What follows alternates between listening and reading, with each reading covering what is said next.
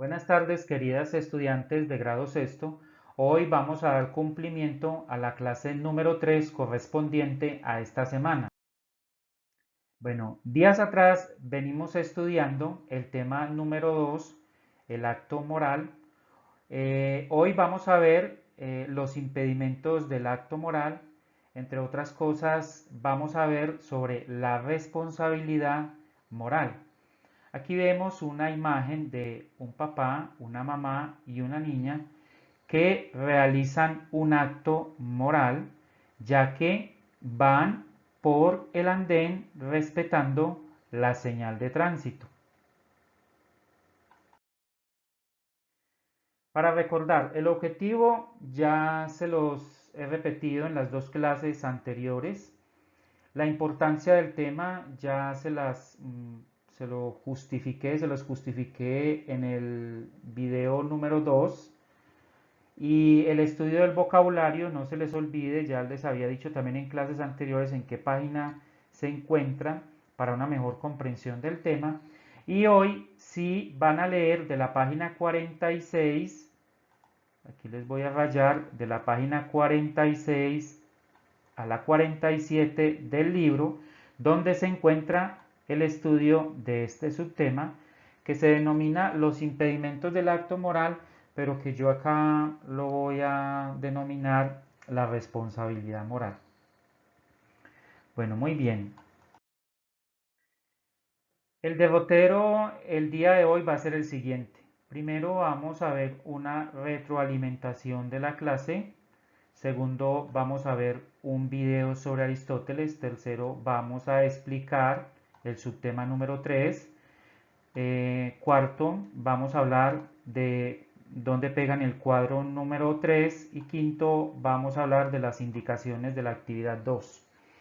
Entonces, la retroalimentación de la clase, la semana pasada vimos los elementos del acto moral, es decir, como que las partes que componen el acto moral, y hablamos del sujeto, hablamos del motivo, hablamos de la anticipación del resultado, hablamos de la elección, hablamos de la decisión, hablamos de los medios, hablamos de las circunstancias y hablamos del resultado. Y yo les puse varios ejemplos, entre ellos utilicé uno del cuento Un robo bien planeado de Marga Mangione, que está ahí en el libro, y donde yo les expliqué, utilizando el cuento, cada uno de los elementos del acto moral. Bueno, y también les di ejemplos de la vida cotidiana utilizando un niño que va a ayudar a pasar a una señora de edad un semáforo. Bueno, eso fue lo que vimos prácticamente la clase anterior. Bueno, ahorita más adelante les presento el video después de esta diapositiva. La explicación del tema o del subtema número 3 está después de la presentación del video. Y aquí me voy a detener en el cuadro 3, que lo van a pegar entre las páginas 49 y 50. Como ya nos quedamos sin espacio, entonces ustedes van a hacer el cuadro en una hoja de blog y luego van a recortar esa hoja de blog. Primero van a recortar la hoja de blog del tamaño del libro, que tenga el mismo tamaño del libro. Luego, cuando ya tengan recortada la hoja de blog, van a hacer el cuadro ahí y luego entre las páginas 49 y 50 abren un poco el libro un poquito, le echan pegantico en el bordecito de la hoja, lo incrustan ahí en la mitad de los dos y les queda como una página más del libro. Esa es la idea que les doy para que peguen el cuadro número 3. Ya si usted tiene otro espacio, entonces lo puede pegar en ese espacio que usted lo considere. Bueno, las indicaciones de la actividad 2 que se va a hacer en la página 53 del libro, al final se las voy a dar. Vamos entonces con el video sobre Aristóteles. ¿Por qué les voy a colocar este video? Porque lo que yo les voy a explicar tiene que ver con lo que dice Aristóteles en un libro que se llama, acá lo tengo, bueno, ustedes lo van a ver aquí de pronto, eh, lo van a ver al revés porque Ah, no, si lo ven bien. La Ética Nicómaco. Este libro es una de las obras principales del autor. Yo siempre le he dicho a mis estudiantes que si se fuera a acabar el mundo, me llevaría, pues aparte de la Biblia, me llevaría este libro para el fin del mundo. Para mí, Aristóteles es uno de los, para mí no, no es uno. Para mí, Aristóteles es el filósofo más importante de toda la filosofía, para mí. Eh, y lo que yo les voy a explicar, que es acerca del acto moral que tiene que ver con la conciencia y la libertad, está contenido acá. Este libro tiene 10 capítulos, aunque él aquí lo llama como 10 libros. Y es un libro muy estudiado en la actualidad. Hay especialistas que solamente se dedican a Aristóteles y gracias a ellos podemos conocer muchas de las cosas que Aristóteles dijo y que de pronto por nuestro desconocimiento del griego antiguo, porque una cosa es el griego que se habla ahora en Grecia y otra cosa es el griego que utilizaron los filósofos en el siglo V antes de Cristo. Claro que este es del Aristóteles es del siglo IV antes de Cristo. Bueno,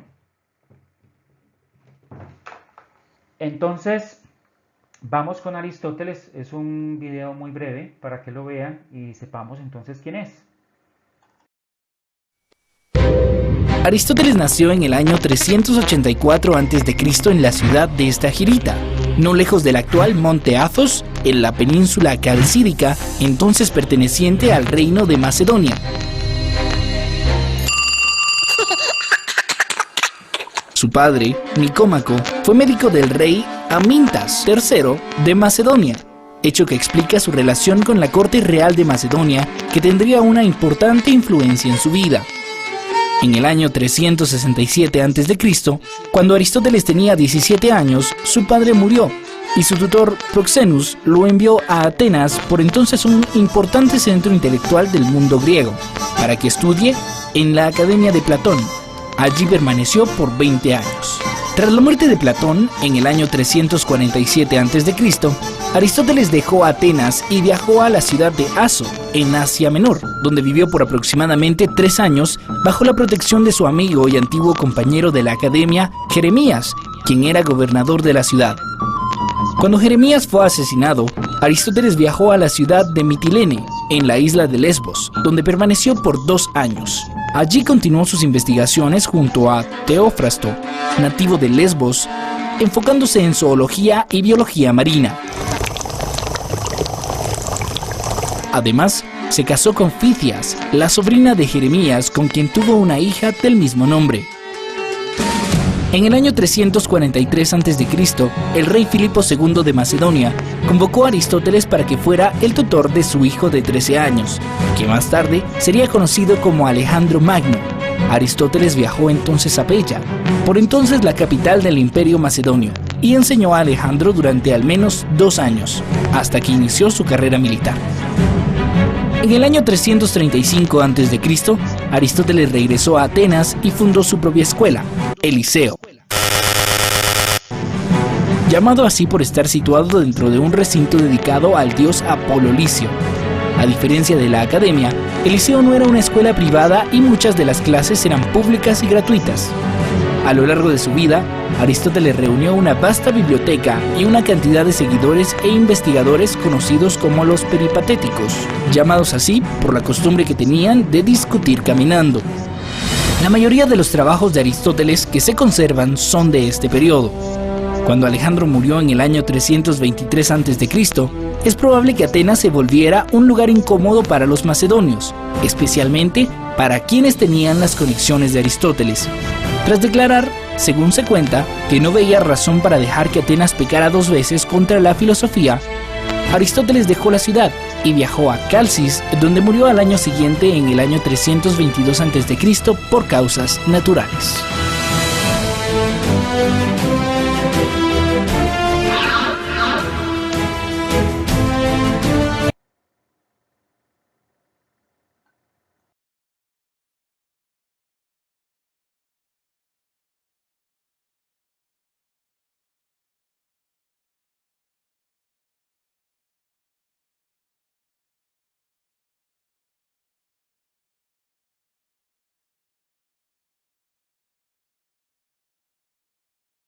Bueno, después de haber visto el video, vamos a recordar algo acerca de Aristóteles. Bueno, fue un filósofo griego que existió entre el año 384 y 322 a.C., hijo de un médico. Fue también el profesor personal de Alejandro Magno, discípulo también de Platón. Él asistió a la Academia de Platón y desde luego pues se aparta de él y funda el Liceo. Su pensamiento lo desarrolla en varios campos: en la ética, en la política, en la biología, en la lógica, en la metafísica. Creo que él fue el primero que hizo la taxonomía animal. Y pues en este contexto del tema de lo que vamos a hablar a continuación, Aristóteles en la obra Ética Nicómaco, que fue la que les presenté ahora, habla de las condiciones para el acto moral y dice que existen dos condiciones para que haya acto moral: la conciencia y la libertad. En la primera clase que vimos hablamos de razón y hablamos de voluntad, pero esas están dentro de estos dos conceptos. Bueno, ¿cuándo hay responsabilidad moral? Entonces, o mejor dicho, ¿cuándo no hay responsabilidad moral? Cuando se actúa por ignorancia, pero hay excepciones, por eso aquí les coloqué ojo. Cuando se actúa por una fuerza externa, pero también hay excepciones, aquí les coloqué ojo. Cuando se actúa por una fuerza interna, también hay excepciones, por eso les coloco aquí ojo.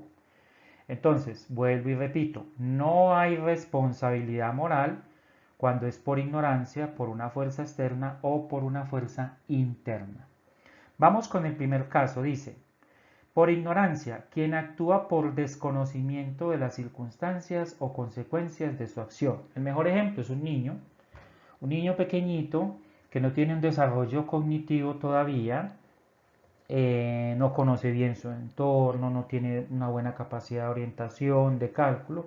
Entonces, todo lo que hace lo hace prácticamente instintivamente, ¿cierto?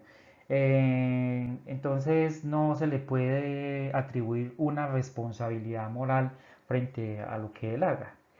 Otro ejemplo, en el caso por ignorancia, es, tomemos Aristóteles. En la época de Aristóteles pues era considerado como normal, como bueno, como socialmente aceptado el esclavismo.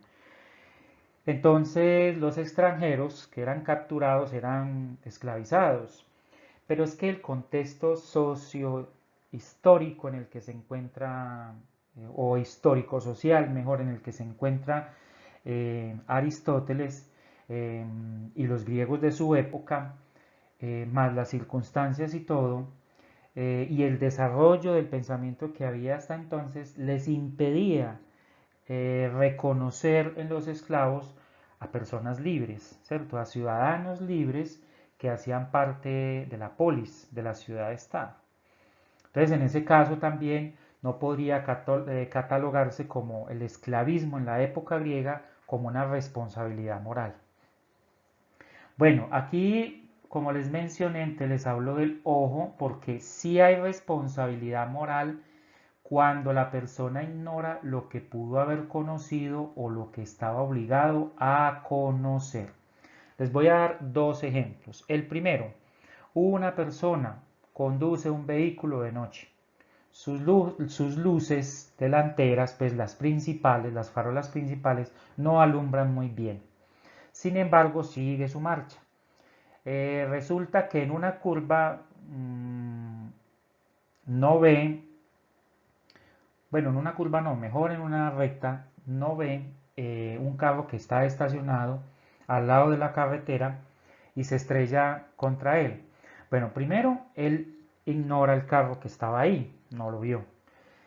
Y segundo, su intención no era estrellarse contra ese vehículo, ¿cierto? Sin embargo, es responsablemente, o hay responsabilidad moral mejor, porque así él no haya querido estrellarse, y, bueno, no lo vio, él tuvo que haber revisado las luces, porque fue la poca visibilidad que le generaron las luces lo que causó el accidente. Entonces, él, como dice aquí, ignora algo que pudo haber conocido, del cual pudo haberse percatado. Entonces, antes de empezar a conducir el vehículo, de salir de viaje, tuvo que revisar las luces. Tuvo que revisar las luces y además, de acuerdo a cómo lo establecen las normas de tránsito. Por lo tanto, entonces él ahí es responsable de los daños causados a persona y a bienes. Bueno, porque vuelvo y le repito, él tuvo que haberse percatado de las luces y llevar las luces reglamentarias para poder que le proporcionaran una buena visión y así evitar ese tipo de accidentes. Bueno, otro ejemplo, digamos las personas que son sancionadas por desconocimiento de la ley. Un claro ejemplo puede ser, digamos que sale una ley que prohíbe a los estanquillos vender licor después de las 4 de la tarde un domingo, como sucede en otros países, que a las 4 de la tarde no se vende licor, hasta las 4 de la tarde se vende licor porque al otro día tienen que madrugar a trabajar. Entonces todos los establecimientos que vendan licor deben estar cerrados.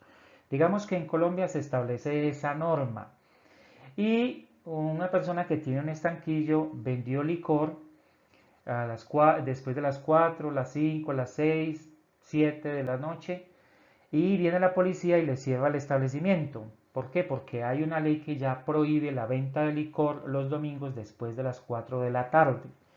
Esa persona es responsable, ¿por qué? Como dice aquí abajo, porque estaba obligado a conocer la ley. Estaba obligado a conocer la ley. Bueno, y otro ejemplo puede ser también el de pico y placa. Lo que ocurre en las ciudades, que las personas son sancionadas, pero no se dan cuenta del pico y placa, eso no lo exime o lo excusa de la responsabilidad. Vamos con el segundo punto, que es por la fuerza externa. Cuando una persona actúa por presión de una fuerza exterior. Pongamos atención acá. Una persona va conduciendo un vehículo a 60 km por hora en una avenida, que es la velocidad reglamentaria. Va bien por su carril. De un momento a otro se le atravesó un motociclista. Entonces la persona reaccionó inconscientemente para evitar atropellar al motociclista. Inconscientemente giró la dirección hacia el lado derecho y se estrelló contra una panadería, hirió a una persona, volaron buñuelos, panes y quebró una vitrina.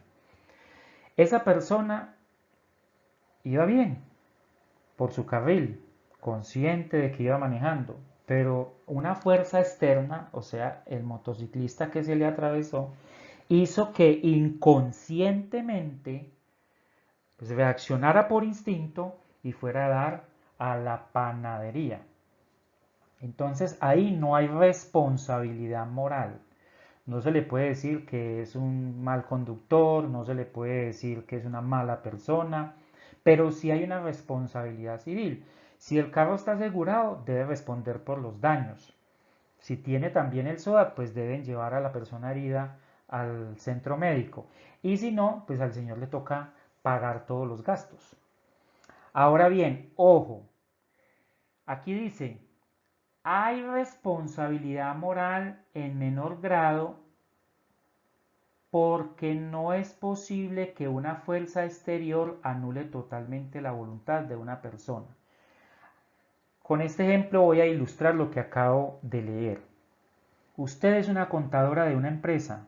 El jefe inmediato le dice a usted que altere las ganancias de esa empresa y le ponga menos valor para reportarlo a la empresa central. Usted, y entonces la amenazan, el jefe inmediato le dice, si no altera esos resultados o esos valores, usted se queda sin trabajo. Ojo, digamos que estamos en la época de coronavirus, que está muy escaso el trabajo. Usted está sin saber qué hacer. Si accede a lo que le dice su jefe inmediato de cambiar los valores de las ganancias por menos para quedarse con el trabajo, o simplemente reporta eso a la central y denuncia la amenaza de su jefe inmediato. Ojo, hay una fuerza externa, la amenaza del jefe inmediato. Sin embargo, usted es responsable. ¿Por qué? Porque usted puede decidir si hace lo que le dice su jefe inmediato de alterar los valores de las ganancias por menos, o si denuncia a su jefe inmediato.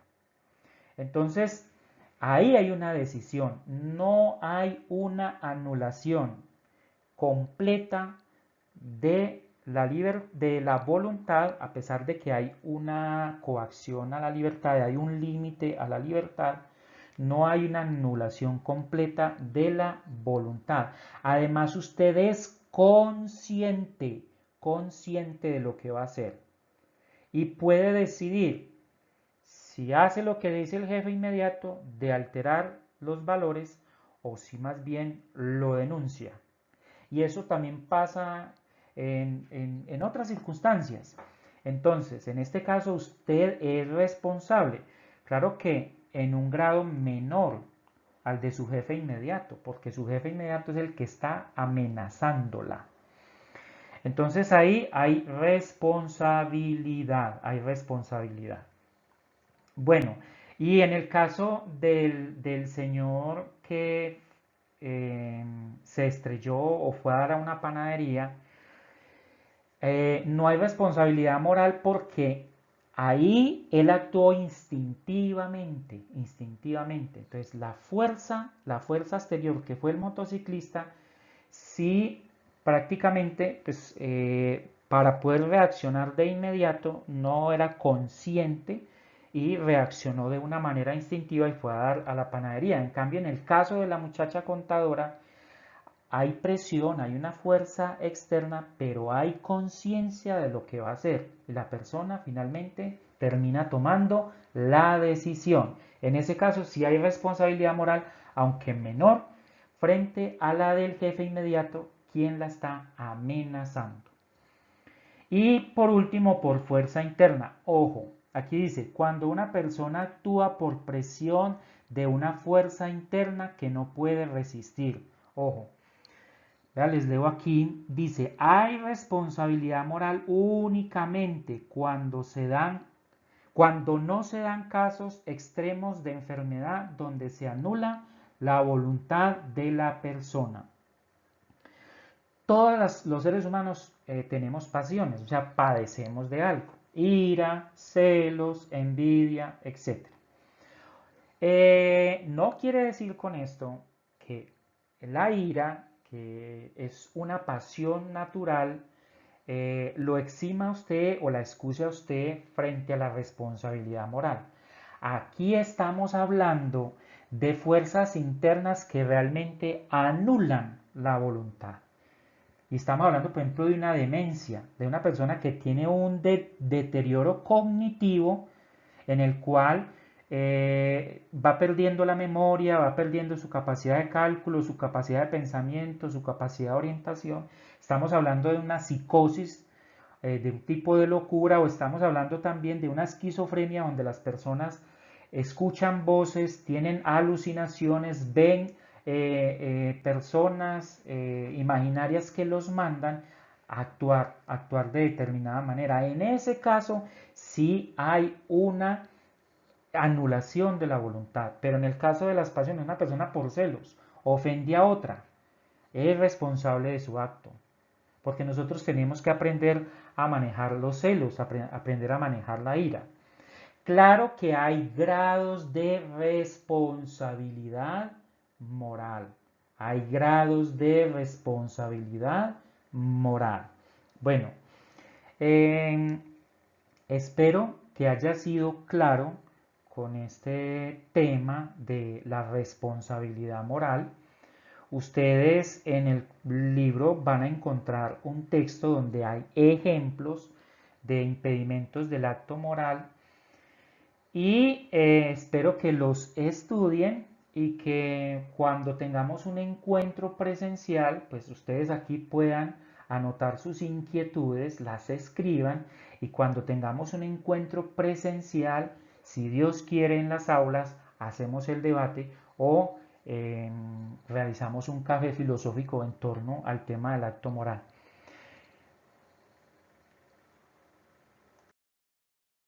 Bueno, les voy a dar entonces las indicaciones para trabajar la actividad en la página 53 del libro. Estamos hablando aquí de la actividad número 2 que dice: pegue en el siguiente mapa fotografías de actos que atenten actualmente contra la dignidad de los colombianos. Luego responde la pregunta. La pregunta la vamos a ver en la otra diapositiva.